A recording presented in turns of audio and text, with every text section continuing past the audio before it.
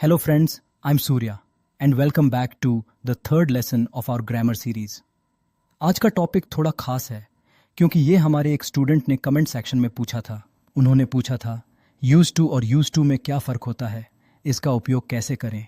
तो इसी सवाल पर आज का पूरा वीडियो आधारित है। चलिए बिना देर किए शुरू करते हैं। ये यूज टू और यूज टू इंग्लिश ग्रामर का ऐसा टॉपिक है जो काफ़ी कंफ्यूजिंग होता है। आई प्रॉमिस कि वीडियो के अंत तक आपको ये कंसेप्ट परफेक्टली समझ आ जाएगा। आइए देखते हैं। सबसे पहले कन्फ्यूजन यहाँ होता है कि यूज टू और यूज टू बोलने में एक जैसे ही साउंड करते हैं। इसी वजह से स्पोकन इंग्लिश में इनका फ़र्क समझ नहीं आता। बट जब हम लिखते हैं तब इनका सही फॉर्म समझना ज़रूरी होता है। तो पहले हम यूज टू का वर्ब के जैसे उपयोग समझते हैं, या कई बार इसे मॉडल वर्ब भी बोला जाता है।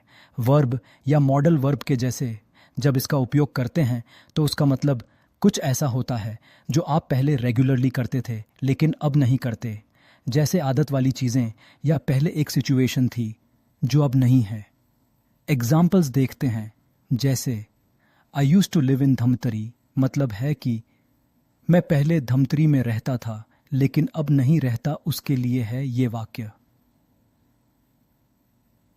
एक ये देखें, I use to wake up early in the morning मतलब है कि मैं पहले सुबह जल्दी उठता था। यहाँ पर हम पास्ट के रूटीन या हैबिट की बात कर रहे हैं। ध्यान देने वाली बात यह है कि सब्जेक्ट बदलने पर भी यूज टू का फॉर्म चेंज नहीं होता। I use to study, he use to go there, she use to eat non veg.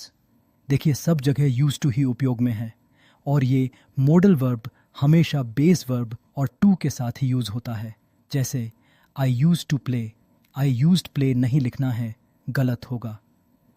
अब क्वेश्चंस और नेगेटिव्स में इसका उपयोग समझते हैं। यहाँ कन्फ्यूजन सबसे ज़्यादा होती है।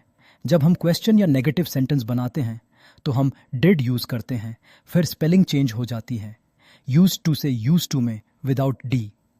एग्जाम्पल, ये उदाहरण देखिए, did you use to go to that school. यहाँ मतलब है क्या तुम पहले उस स्कूल में जाते थे। ये दूसरा उदाहरण देखिए, I didn't use to like coffee. यहाँ मतलब है मुझे पहले कॉफ़ी पसंद नहीं थी। रिमेंबर, प्रोनाउंसिएशन सेम ही रहता है दोनों का, सिर्फ लिखने के टाइम फ़र्क होता है जिसका ध्यान रखना बहुत ज़रूरी है।